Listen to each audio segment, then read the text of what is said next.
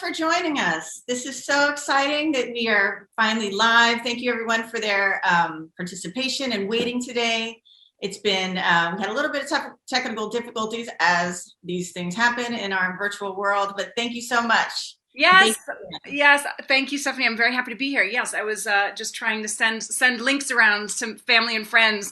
Don't go to Instagram. Go to YouTube, but not that link. Forgive us. As much as we've gotten used to Zoom, it's still a nightmare. It doesn't show up all the time when we need it to. But we are so happy to have you all here and to be able to spend this time together today. Have I said I'm Julianne Nicholson? As we spend this next hour together, we will hear stories of survival and resilience, unbelievable courage, laughter and joy at newfound freedom, and so much more. And it's going to be a very packed hour, and you won't want to miss a second of it. So, what can we say about 2021? This year has tested the moral fiber of our global community, that's for sure, as war, poverty, and climate impact so many parts of the world. And we must never allow child marriage and violence against girls to be normalized. Every day, Too Young to Wed staff and all of their supporters stand up and say no. Together, we can use our collective impact and resources to protect and empower girls around the world, and your support helps elevate their voices, their self-determination, and their power as change makers. So thank you so much, all of you, for being here today, for making the time, and for just spending the year with us, following what we've been up to and helping in every way you can. And especially to the sponsors who make this critical work possible. I'm going to read a list of a few of those now.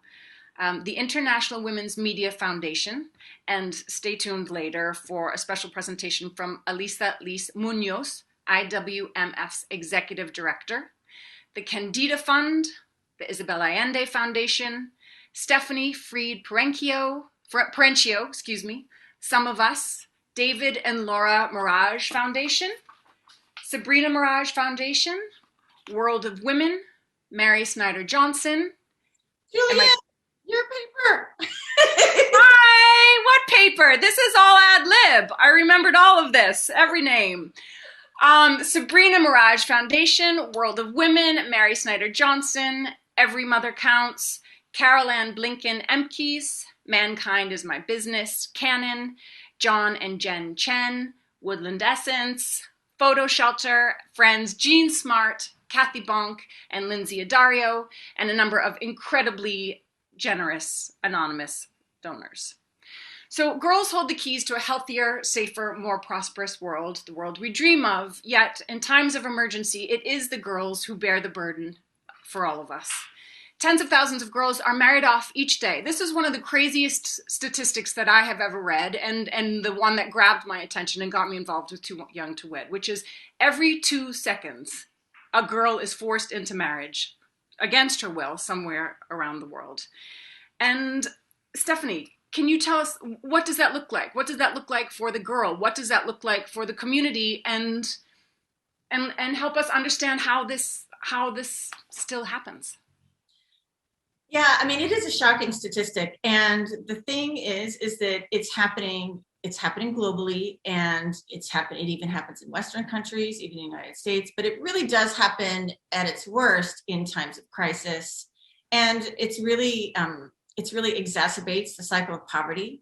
So, people, they are thinking that it's a short-term gain. Maybe there's a dowry or money exchange, but actually it means there's more mouths to feed. Just that girl now is forced to be a mother much earlier than she is ready to be. We see rates of maternal and infant mortality go up.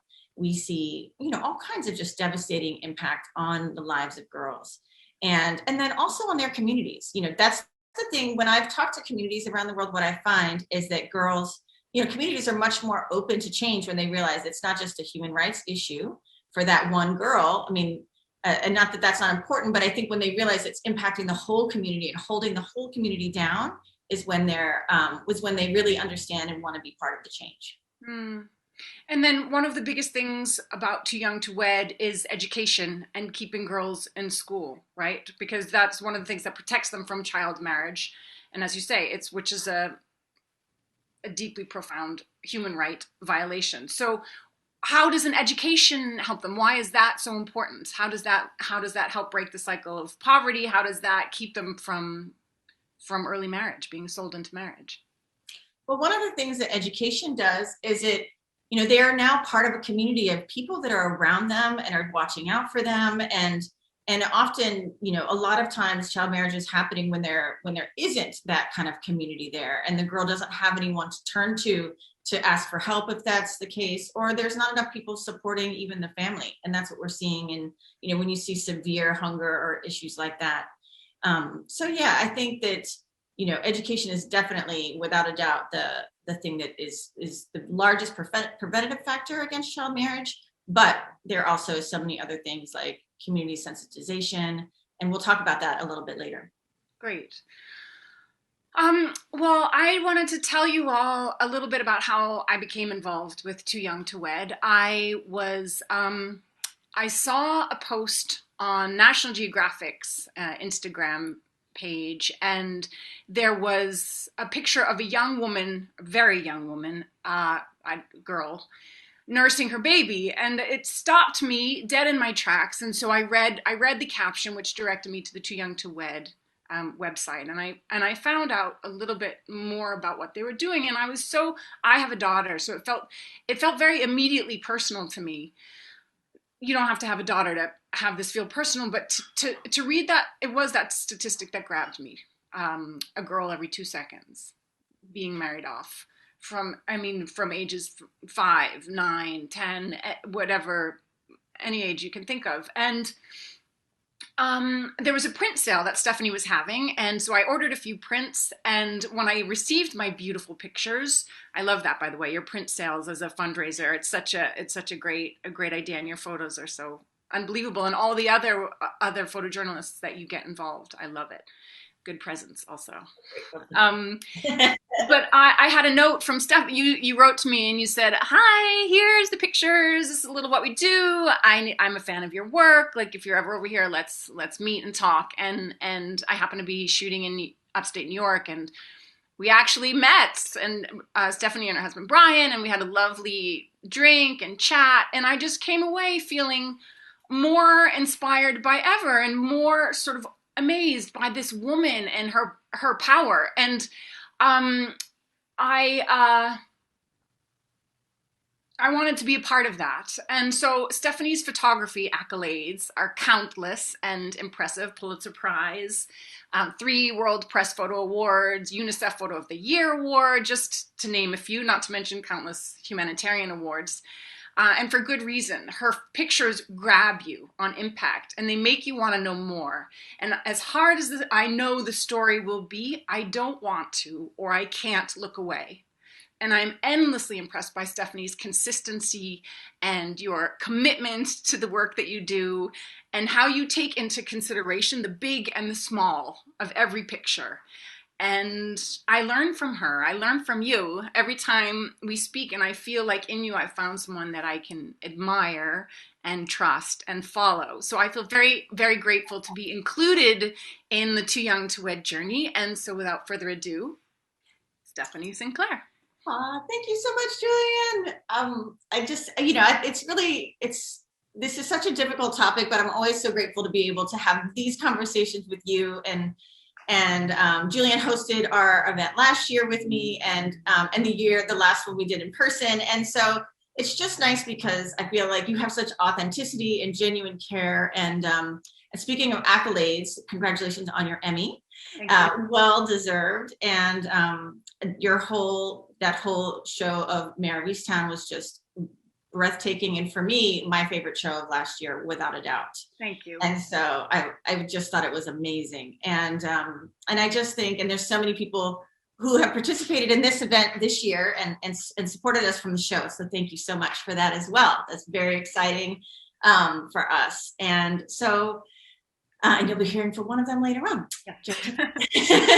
So I just wanted to also just thank everyone else in our community who's continued to join us this year, and just remain part of our community. It's been such it's been wonderful to grow with you, and for all the new people who joined us, who found out about us through different news articles and different things like that. I know Lindsay Adario is a close friend, and she shared about our work. She was helping us during evacuations, and that's how a lot of people came to know about us. And then the CNN article or piece that came out last week. And so that we'll be talking more about later in the program as well. I also want to make sure that I thank our board of directors and our board of advisors and every single volunteer and everyone who's helped us this year. And I love that the community of Too Young to Wed continues to grow. And it's a privilege to be part of it and to be with so many people who care about these girls so much. For those of you who just want to know a little bit more about us, and then basically one of the things that we really strive to do is focus on the whole girl, no matter where she's at in her journey. So sometimes that means, you know, if a girl runs away from her marriage, she may, which we've seen in some cases, like in Kenya, then we'll provide safe housing or different things like that, scholarships, leadership scholarships. We work a lot on prevention of child marriage. So we're doing that through, we are doing that through our food programs, because in Afghanistan, that's what you're seeing, such intense need and humanitarian need that they're selling girls. But also we see that in other places, you know, where just severe poverty is always a factor. But we also have community engagement. We had a big program this year with dads and daughters, which was super nice. And I saw that. I thought that was such a great way to bring that deeper into the communities and to open awareness. I loved that, dads and daughters, and the pictures you have around that on your website are really very moving. Thank you. And we'll be showing more about that. So what that led to is a good conversation about what the dads wanted, and they were like, well, they didn't have a school at all there. So that was kind of one of those things. So through a partner of ours called World of Women, we ended up having a new program there that we'll be announcing next year. That is, we're starting. It's a pilot of doing a shepherd school. So that's what's come out of that, dads and daughters. So more community dialogue of all that kind of stuff is just wonderful. I have to say, this is another reason why I love Too Young to Wed, because it's not about, you know, people from the West dropping in and like rescuing. It's not about just like plucking people out and individual stories, but going into the communities and talking to everyone within them to figure out what they really need, what can really be helpful. And it amazes me what you're able to do when you have that information, when you work with the communities in that way. Well, we are strong believers in being guided by the communities. I mean, always, even through from everything from the advocacy and journalism stories we do to the programming. I mean, it's their community. And we really do try to tailor each program based on what that community specifically needs. Speaking of, we had a big growth in our Kenya program this year. As I was just speaking about, we hired our first full-time staff member there, Moses Letitoya, who's amazing. And then we continued our work through with the IREP Foundation and their leader, Domitila Chisang. And so we're about to show you a video now from that of one woman that this community's support made possible for us to begin the journey with. Her name is Mercy. Enjoy.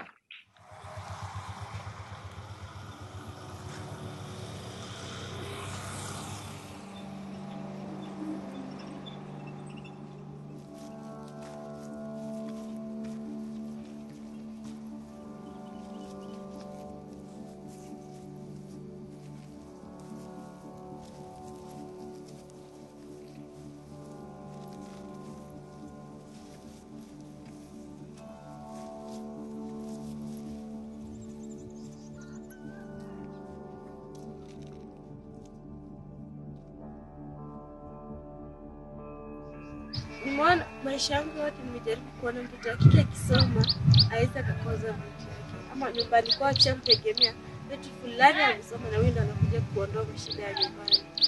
Naona sio nyumbani mtoto wa kike kusoma.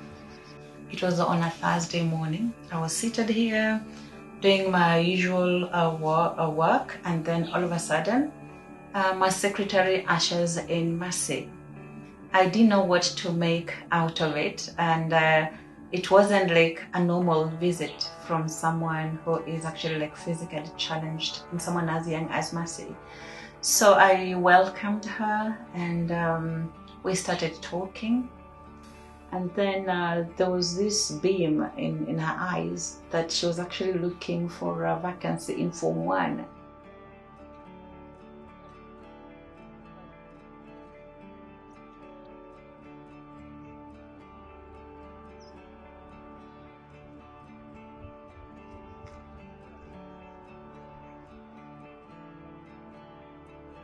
No matter what I was going to do, this girl is determined to do what? To get education. So she actually like stood out, you know. She stood out. Despite her disability, nothing was going to deter her from not getting a what? Getting an education.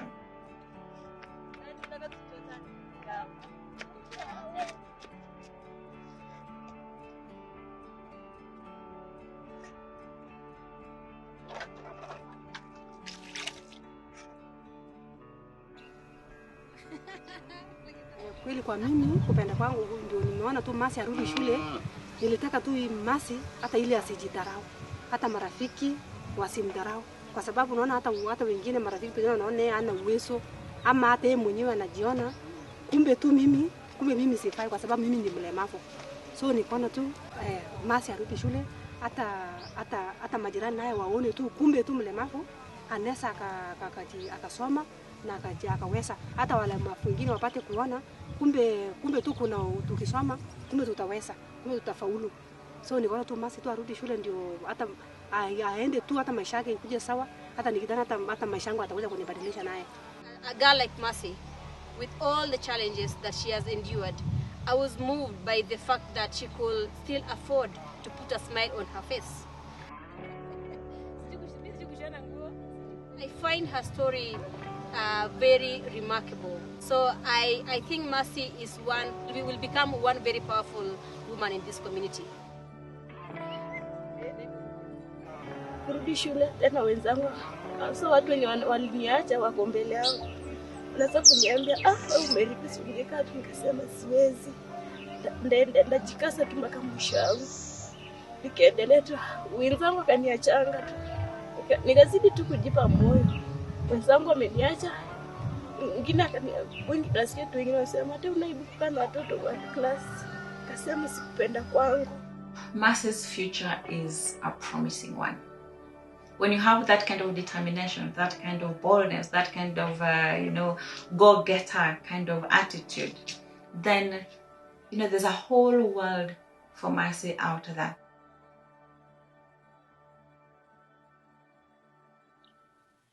So thank you everyone who made that happen, making that video possible, our team at the IREP Foundation. And I think that we just found out about Mercy's case not that long ago, within the last month. And we wanted to share where she was at now. And the next part will be where we've decided to sponsor her vocational education. And then we will also be kind of documenting her story as, and hopefully have a nice report for next year. So for, the biggest work we did this year, though, the most comprehensive time-wise was really our work in Afghanistan. I've been working in Afghanistan since 2003, and really the Too Young to Wed, this organization, my long-term body of work on the issue has started in Afghanistan. It was in 2003 that I first met that I first met child brides, that girls who were married so young, and actually during a suicide attempt where they were setting themselves on fire. And then I continued to work for many years documenting the issue, because the more I learned, the more I realized what a big issue it was and how much there was to do on the issue globally. And so, so that became my life's work, and then this nonprofit. And so then, really to watch all the progress from then through, August 15th, when the Taliban took over Kabul, was just, I watched with everyone else. It's with a broken heart, and really, watched as women I've seen the progress happen over the years. And, as these women were no longer able to do their jobs, girls were, girls still remain out of school in most of the country for secondary school girls. And the one thing that is without a doubt is when girls are out of school, rates of child marriage go up. And so that's been something that has been very difficult because we've just been watching this unfold, and you could just see it coming, how much this impact would how much this would impact girls in the most negative ways. We did have an amazing group of people come together to support our work in Afghanistan. Many of you who are joining us today, and we were thankfully able to operate safe houses for those most at risk, provide emergency food services, both of which we're still doing today. We've managed to do play a vital role in more than 700 evacuations now, and you'll meet some of those people who were part of that later today. So thank you to everyone who's been working with us. We'll continue to work with local vetted Afghan organizations and continue expanding our work thanks to everyone's help. And so, yeah, thank you so much. So as Stephanie just mentioned, Too Young to Wed has played a vital role in evacuating more than 700 Afghans. And Stephanie has told me many times that the intakes inbox for Too Young to Wed's Afghanistan evacuations reads like the who's who of Afghanistan. There are lawyers, high-ranking leaders, entrepreneurs, mayors, best-selling authors, record-breaking athletes. I saw a boxer in there. She seems like she could kick some butt. And you'll learn more about those remarkable evacuees in this next showcase. But first, we'll hear a few words from Nobel Peace Prize nominee Fawzia Koofi. My name is Fawzia Koofi. I was a member of parliament in Afghanistan for 14 years, from 2005 until 2019. I was also chairing Human Rights and Women Rights Committee in the Parliament, and I was the first woman in our history to be the Deputy Speaker of Parliament. During my time in the Parliament, I managed to table many laws that will protect women and children from all sorts of violence. Violence that before having the law were regarded as part of life of women, including early marriages, forced marriages, physical abuse, stopping a girl or a woman from her right to education or work, stopping a woman from access to heritage and access to property, basically common to the life of many women and girls in Afghanistan. What I did was, with support of my other sisters in the parliament and in the civil society, we tabled laws that will protect women from such kind of violence and also harassment. All of them actually come to me partly because I undergone personally, as a woman, as a girl, I have undergone so much discrimination. I have faced all of these atrocities that I did not want other women and girls in Afghanistan to suffer.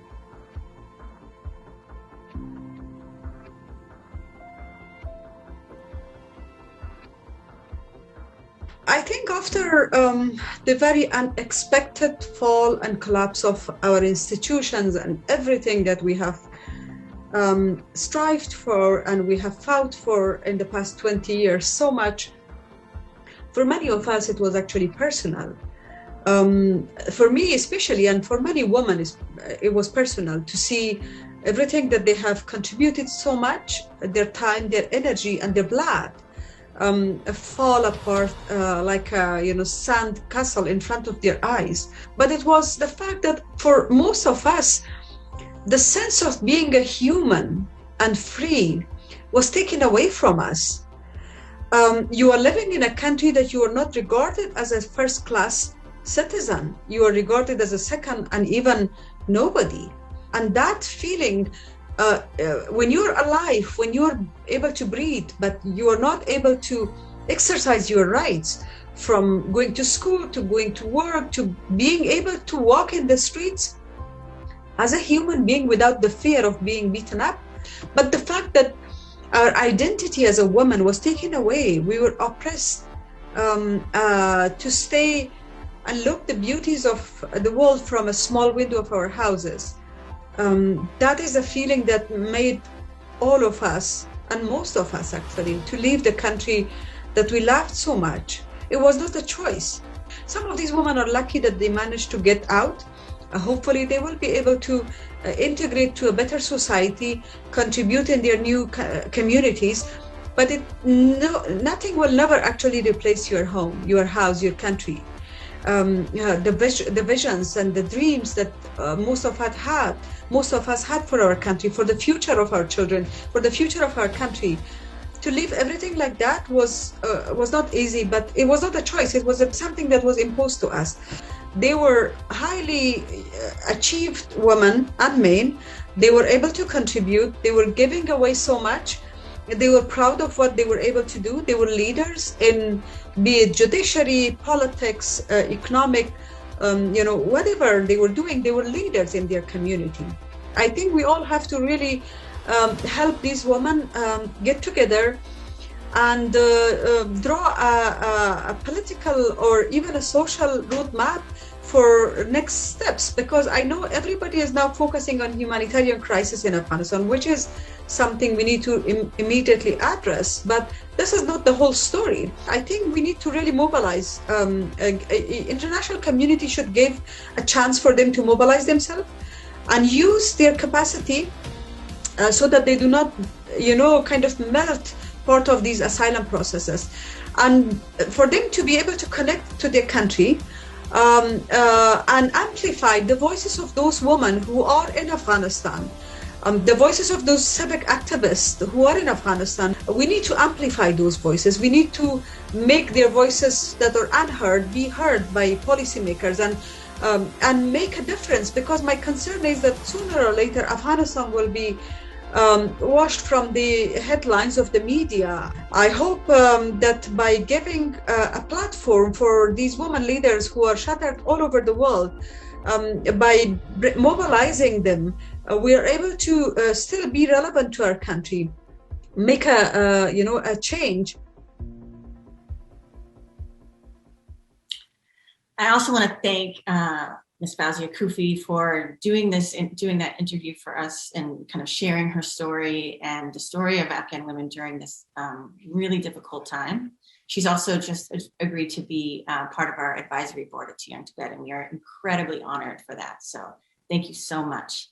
And I just, also I really want to, my hat's off to all these women who really, had to do so much and just uproot their lives at the last minute. And I also want to give a warm shout out to my team. We had an incredible team who helped, and volunteers and new staff members. We scaled up like right away, and we were able to people were working 12 hours shifts, 24-hour shifts, 48-hour shifts. It depended on what was happening regarding if a evacuation mission was happening or not. But I've never seen a more dedicated group, and I just want to thank every single one of them. So thank you, everyone, for everything you've done. Thank you to all of you. I've met a few of those people, and I'm just so impressed by everybody who are dedicating their lives to this work. I applaud you all. So next up, we have a song by Sunita Alizada. She is an Afghan rapper and activist who has been vocal against forced marriages. Sunita filmed the video to escape a marriage herself that her parents were planning for her, even though it's illegal for women to sing solo in Iran, where she was living at the time. After releasing the video on YouTube, Alizada was contacted by the Strong Heart Group, which offered her a student visa and financial help to come and study at Bard College in New York, where she currently resides. And I think we'll be working with Too Young to Wed even just over this holiday season.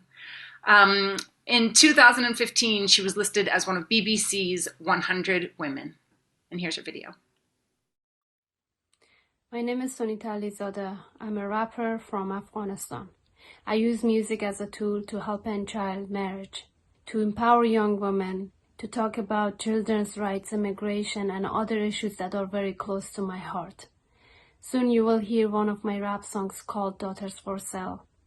I wrote that rap song after escaping child marriage twice, and after seeing my friends, my classmates coming to the class with bruises on their faces, and soon after disappearing to the same fate. When you're done watching this video, I want you to remember that there are still millions of other Sunitas left in the world with the same story but very different ending. And they need you, they need your support to be their voices, so they too can have the chance to chase their dreams.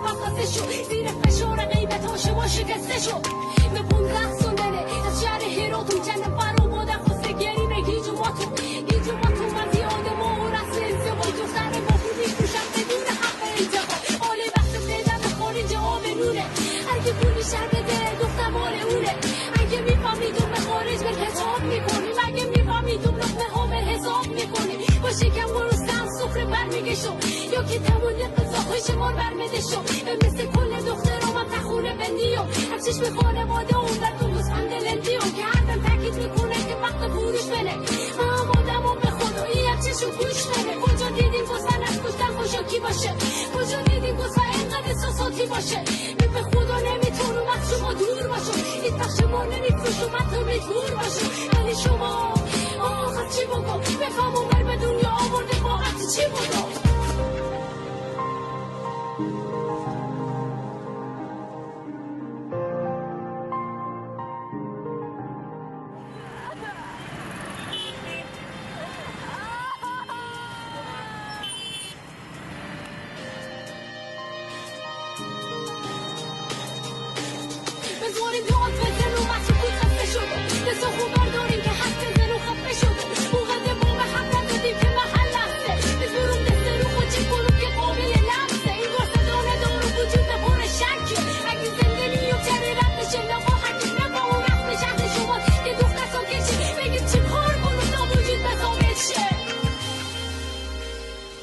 شاید فرار یا خودکشی اصل حماقته آدم چاره ای نداره وقتی بی حمایته اما تار موهامرم که کنده باشه این کار نمی کنم که سرف کنده باشه اگه فروش ببری شما جای خوشحالیه سعی میکنم دروغ بگم همه چی یاریه مگه از خدا من لبخند باشه بله باشه ما اگه لبخند دارم عوض شه باقی باشه ما اما ای کاش قرآن بره شما مرور شه کاش بفهمین نگفته زن بری فروشه شما شاد باشیم به محتاج به آرامشو برتن ها بگذاریم بیزار از آرایشو صورتی که بوده هیچ آرایشی درمون نمی کنه کاری که شما کردیم کافر با مثلمون نمی کنه خدا زجو بره وقتی بری و بی احساسی در آغوش کسی بری که اون نمیشناسی. Thank you, Sonita, for letting us share your work. And now I want to introduce another really important story that I think many of you may have also come to know TYTW through, and that's the story of Parwana in Afghanistan, who was featured in CNN over the last month in October. Anna Koren was the reporter for that story, and with her team from Afghanistan as well. And they told the story of Parwana being sold into marriage. And it was, as someone who's been working on this topic for 20 years, it was just like we saw this coming, and it was just heartbreaking to witness it, even for us who are steeped in this work. But I'm grateful that we've had a positive outcome. And I also want to thank Fauzia for being part of that journey with us. Pashtana, who you'll hear from later, was also part of that. And this was really an Afghan team-led effort. One of our teammates, Basir Mohammadi, was also helpful. And so many people in coming up with a solution that would work and be sustainable for Parwana, not just paying dowries, but coming up with sustainable solutions. So please, here's the story. Details on that gut-wrenching story you saw first on The Lead last month. A 9-year-old Afghan girl sold to a stranger as a child bride. Bride is not even really the right word. So her family would have enough money to eat. There was global outcry after we told you the story of Parwana, and people from across the world asked how they could help her. How could they help other young girls in Afghanistan? And we are happy to report that one charity was able to assist in reuniting Parwana with her family. She spoke with CNN's Anna Koren, who broke the story, about her hopes and dreams for her future. An Iranian love song plays from a cassette as a driver navigates his way through the snow-dusted Laman Valley in northwestern Afghanistan. Crammed in the back of his station wagon is a mother and her 6 children, who've just left behind a life of constant struggle and hardship, all they've ever known. Among them, 9-year-old Parwana. Our cameraman Siddiqui asks her how she's feeling. "I'm so happy," she says, with a beaming smile. CNN met Pawana, dressed in pink, in an internally displaced camp in Baghdis province back in October. Her father claims he was selling her to feed the rest of the family as a humanitarian crisis grips the country. He'd already sold his 12-year-old into marriage and told CNN that unless his situation improved, he would have to sell his 4 remaining daughters as well, including the youngest, just 2. If I didn't have these daughters to sell, he asks, what should I do? Pawana's buyer, who lived in a nearby village, confirmed he was taking the 9-year-old as his second wife. I'm 55 years old. I have a wife with 4 daughters and a son. I bought her for myself. I will wait till she becomes older. CNN was granted rare access to film the final payment and handover.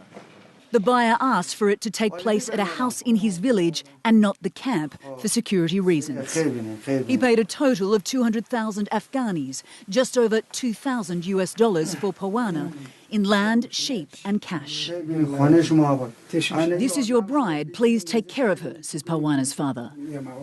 Of course I will take care of her, replies the man. As he drags her away, she whimpers. Moments later, she digs her heels into the dirt, refusing to go. But it's hopeless.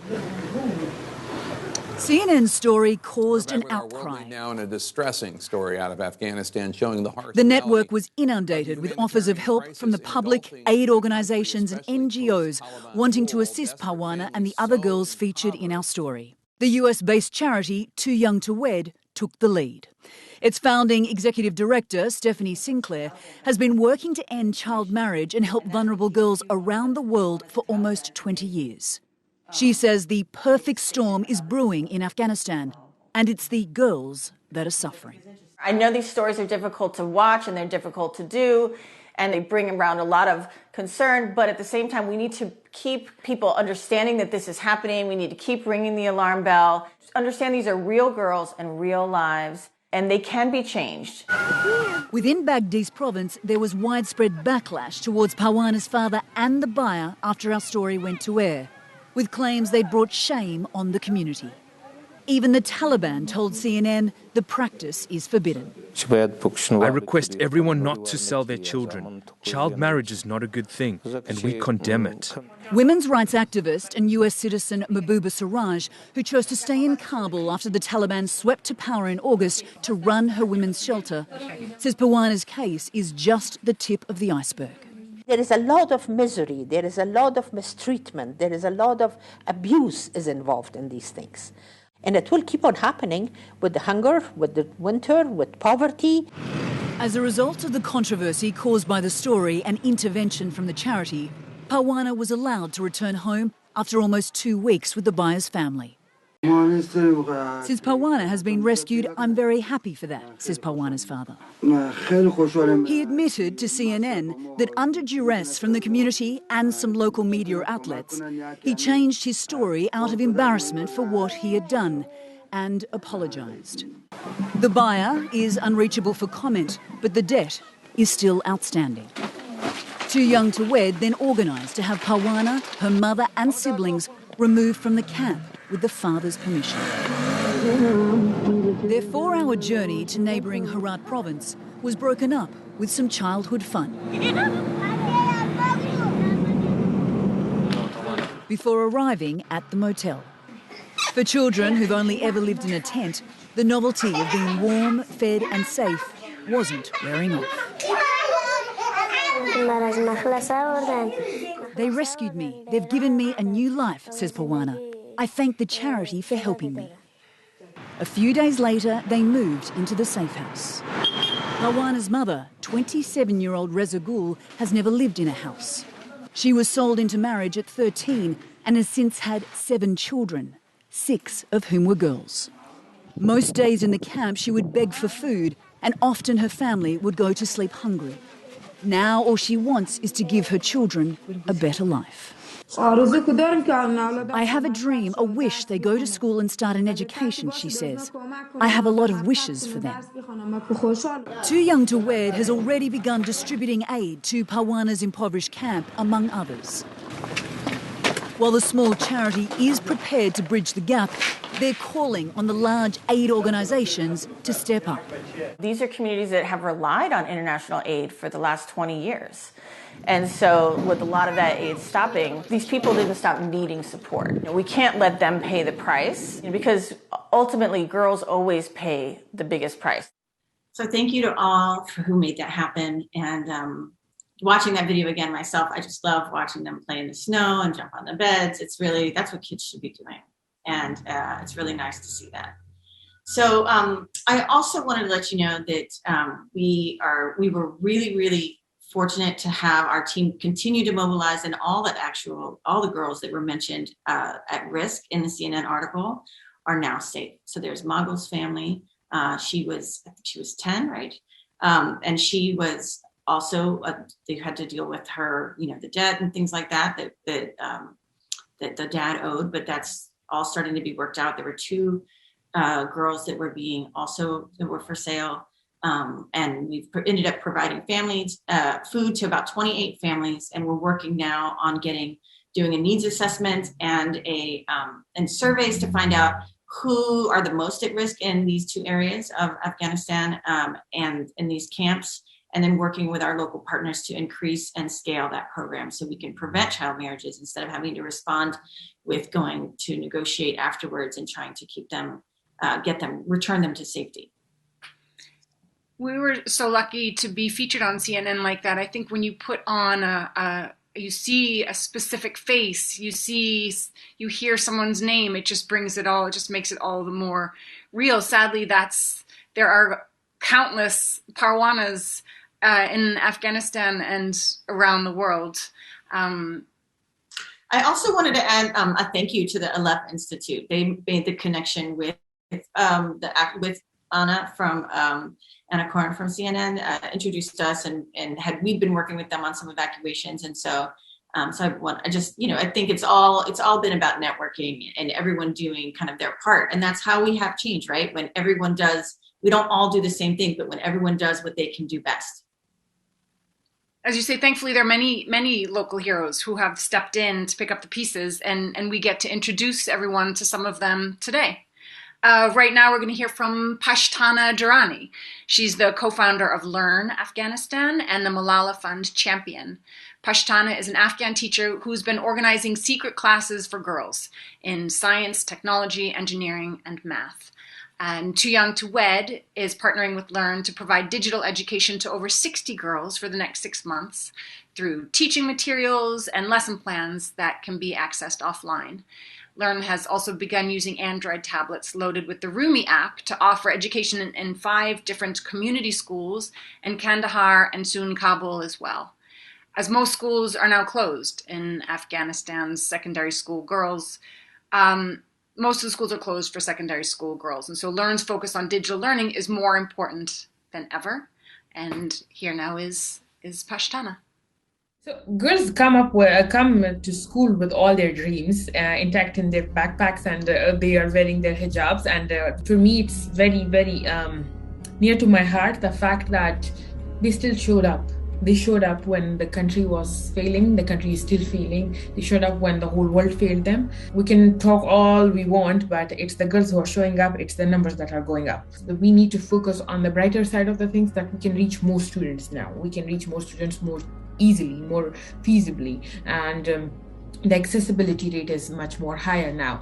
We see that a lot of girls have to face a lot of social norms, religious norms, a lot of issues just to get to school per day.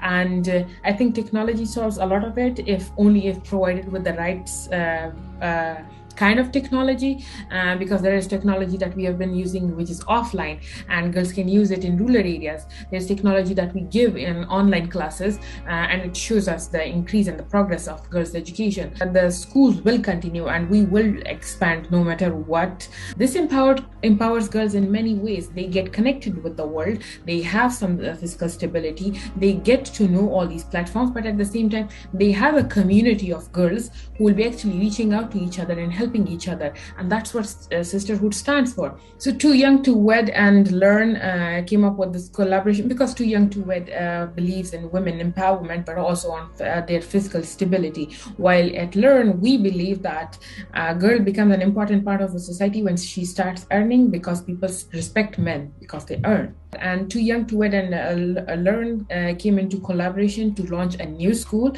that is going to be launched within the next 2 days, and it's going to focus more on empowering girls through physical means, but at the same time get a course that will help them earn good money in the next 6 months. And I think that's much more helpful in whatever models that are presented right now in Afghanistan. For girls to thrive today, they have to breathe the freedom.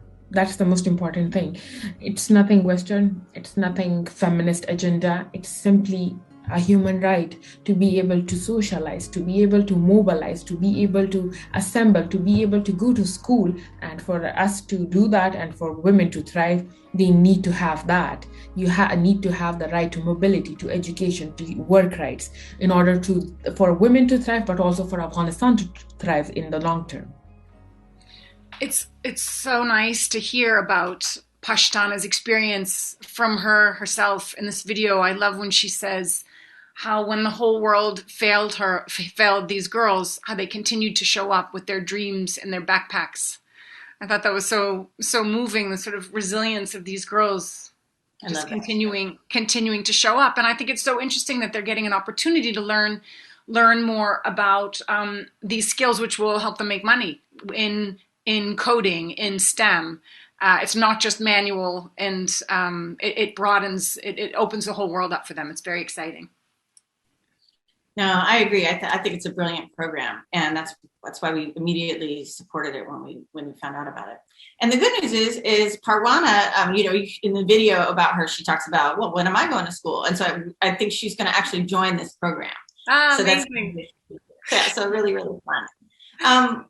So the other thing is speaking of the community that made this happen and how important that is, a big part of our work is advocacy and continuing to tell these stories, and particularly from voices from these communities. And so I'm happy to announce today we have 2 recipients of our Emerging Photographers Award fellowship that we announced one last year, and to introduce them is my dear friend and colleague Elisa Munoz. We're also going to have before Elisa's talk, we're also going to show the International Women's Media Foundation's HEFAT course, which is a hostile environment course. I have taken that as well, and I'm also a grantee of the IWMF. One of their programs for something else for my photojournalism, but the HEFAT programs are intense, and as you'll see, so just a little heads up that it could be it's some simulated kidnapping, and so just be sensitive. There might be sensitive material and triggering material. So, but it's the reality of journalism in some places. So.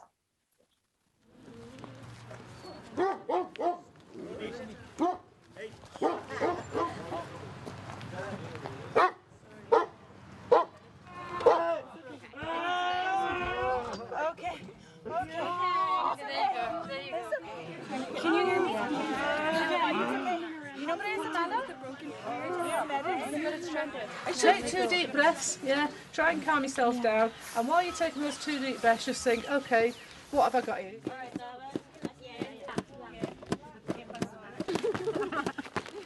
Body weight!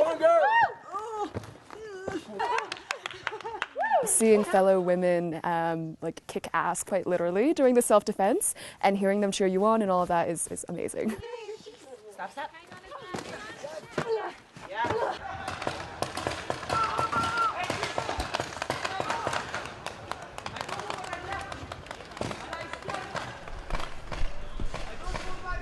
Here we go. Oh,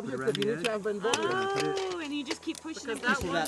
What you're doing, you're trying to pick, lock something. Okay. Let's go. 10 circles. Okay. You got this. You got this. 1, 2, 3, 4, 5, 6. Venga conmigo. Camina.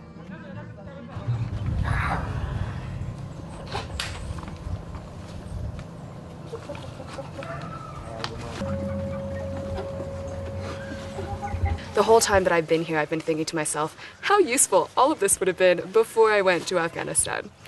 Bye. Okay.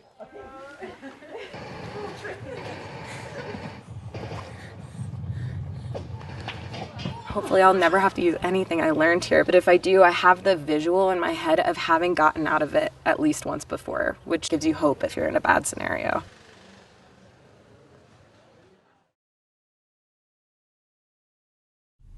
Hi, I'm really pleased to be here today to present Too Young to Wed's Emerging Photographers Fellowship Award.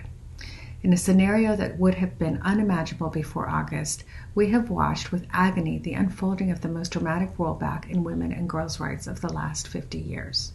At the end of July 2021, more than 700 women were working as journalists in Kabul. At the end of September, only 39 female women journalists were still active, as was found by Reporters Without Borders and the Center for the Protection of Afghan Women Journalists. Every day, female journalists are killed, assaulted, threatened, and defamed, all for simply pursuing the truth. IWMF has collaborated closely and proudly with Too Young to Wed in the evacuation of more than 700 high-risk Afghan women, girls, and their family members, many of whom are journalists, and in providing relocation support so that these women are equipped to move forward with their lives. Too Young to Wed is a champion-building organization, and some of the world's strongest champions for women are the female women journalists documenting the story unfolding in front of their eyes. I'm now pleased to present Too Young to Wed's Emerging Photographers Fellowship Award in partnership with co-sponsor Canon USA to two trailblazing Afghan women journalists who you'll hear more about soon. In addition to sponsoring this program, IWMF will be providing our signature hostile environments and first aid training to these two awardees of promise to equip them with the skills to stay as safe as possible when reporting in the field.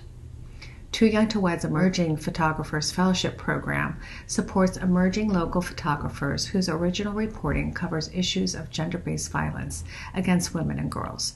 Through grant funding, top-tier professional photography equipment, mentorship from respected industry leaders, and additional professional benefits, this highly selective program invests in a new generation of visual storytellers. We are thrilled to honor your courage and accomplishments with this well-deserved award, and we look forward to following you along in your remarkable journeys.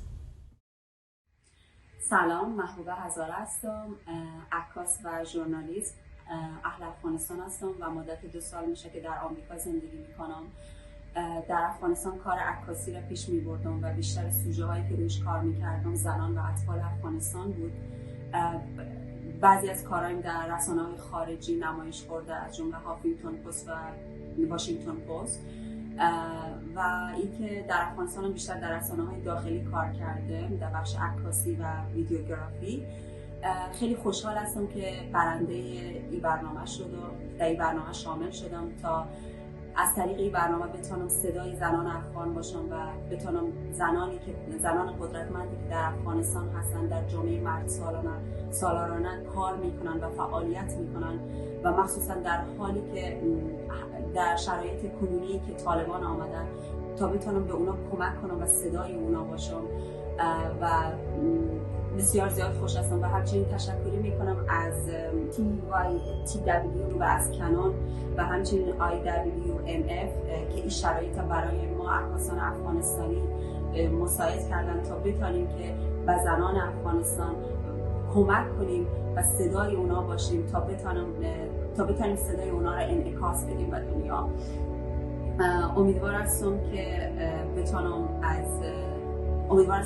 در این بخش موفق باشم و یک امید در دل دختران افغانستان ایجاد بکنم. پروژه‌ای که میخوایم روش کار بکنم در مورد یک زن افغان است که با چالش ها و مشکلاتی دست و پنجه نرم کرده و فعلا به آمریکا آمده و در اینجا زندگی میکنن. تشکر از اینکه برای من وقت دادین و این فرصت دادین. خیلی ممنون. خداحافظتون. Hi, this is Tahmina Salim. I am a photojournalist from Afghanistan. I started photography in 2013 in Kabul, Afghanistan. I have experience teaching photography as a photography lecturer in Kabul University, Fine Arts Faculty. I am an alumni of Sahara Speak, and I have been jury member of 2 national photography competitions in Afghanistan. Right now, I am an advisory board member of Afghanistan Photographers Association. My main photography subjects are Afghan women's life and social problems in Afghanistan.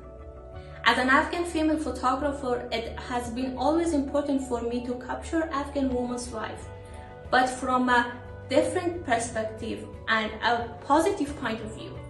I started Afghan Successful Woman in 2016, which part of this project have been published in Guardian, Huffington Post, News Weekly of America, and Yuga Journal of Russia. Now that all these amazing women who have risked their life to bring changes in Afghan women's life and Afghanistan have fled Afghanistan, I want to start a new phase of this project. In this new phase of this project, I want to capture their life in Western country, which they live as an immigrant.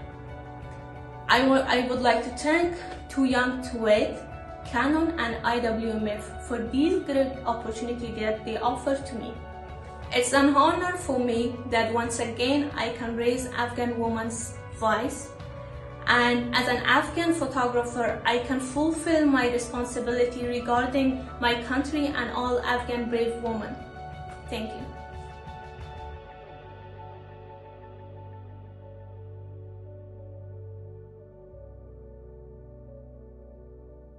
Amazing. Both of those photographers, that I just thought their work was so powerful, and we're so grateful, right, that we can support them on their journey. I have to say, I'm also so moved by all these women in these videos and other women that you've told me about who have been evacuated. All of them, you know, as Fazia said, it was not a choice. These people who had to leave their country, and it's a heartbreak. And it's something that you can feel in all of them, and they just want to turn the lens back onto Afghanistan, and in particular the women there. And I find it so moving that seems to be the same story we hear again and again. It's very, very and I just, you know, that's why we couldn't choose. We were just like, they're both so talented, and they both were so dedicated to, and had different stories, and we were just like, thanks to our sponsors, they said, yep, let's just do it. And so it's very exciting. It's so awesome. And none of it would be possible without the support of the community. So it's amazing. Speaking of, did you know that when you give to Too Young to Wed, your impact is magnified 24 times over? That's according to a recent study by the Norwegian sustainability consulting firm Valuing Impact, which praised Too Young to Wed's programming and high social return on investment with a score of 24-1. So if you've already made a gift to Too Young to Wed, we thank you wholeheartedly. And if you're still considering making a gift, I would say just go to the website. No amount is too large or too small, and you can see clear examples of how your help can make an impact. It really does add up, and every little bit counts. Your giving helps to address violence against women and girls where it is most egregious and underreported. Your giving empowers countless historically excluded girls in many ways, from providing basic needs such as food, emergency safe shelter, legal and trauma assistance for girls fleeing forced marriages, to nourishing the potential of brave survivors with leadership development, scholarship, and vocational support programs, along with pioneering advocacy that results in substantial local, national, and global policy shifts that better protect girls' rights overall. So thank you so much for joining us today, and thank you for bearing with us. I think Stephanie and I were just talking about you may have noticed a few minor technical difficulties along the way. Okay. I'm not a cat. Yeah, we're not cats. Yes, so thank you so much for bearing with us and being here in this very real human experience with us. We'll be closing out today's show with a beautiful song. I had the great good fortune to work with Joe Tippett. He was my TV husband on Mayor of Easttown, and his girlfriend, Sarah Bareilles, who's an incredible Grammy-winning singer, songwriter, female powerhouse. And I had seen videos of the two of them singing together, and I asked them if they would be able to provide us with some music for today, and they said yes immediately. And I couldn't be more grateful. I loved Joe already, but I have to say I love him even more now, and Sarah too for agreeing. And so yeah, please enjoy this video, and thank you all so much for spending this time with us and for your inspiring generosity and commitment to empowering girls and ending child marriage. And we just wish you all a safe and enjoyable holiday season. So, Stephanie, did you want to say anything else? Just the same. Thanks. Do just make sure to watch this video to the end. It is one of the most beautiful songs I've ever heard, actually. And so I'm so grateful and honored to be able to close this special event with this beautiful song. Thank you so much, Joe and Sarah, and everyone who made this possible.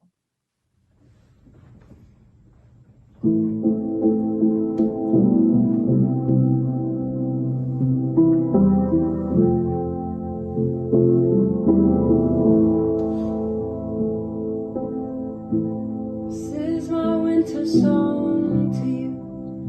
A storm is coming soon. It rolls in from the sea. My voice a beacon in the night. My words will be a light to carry you to me. Is love alive? Is love alive? Is love?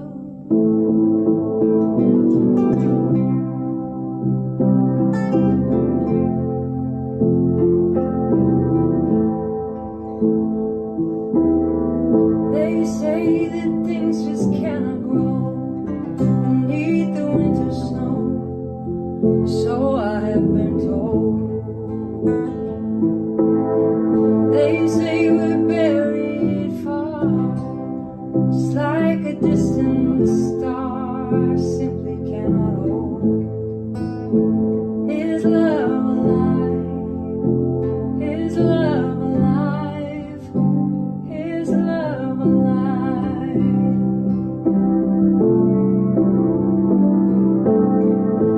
This is my winter song. December never felt so wrong, 'cause you're not where you belong, inside my arms. Bum, bum, bum, bum, bum, bum, bum, bum, bum, bum,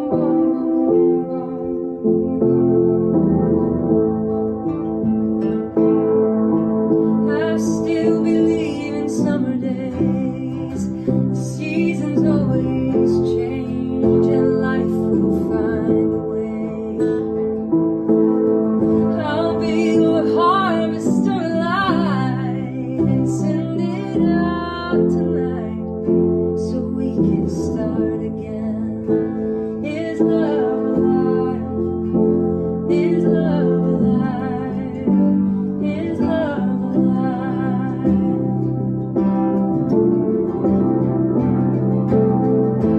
This is my winter song. December never felt so wrong, 'cause you're not where you belong, inside my arms. This is my winter song to you. The storm is coming soon. It rolls in from the sea. My love a beacon in the night. My words will be a light to carry you to me. Is love alive?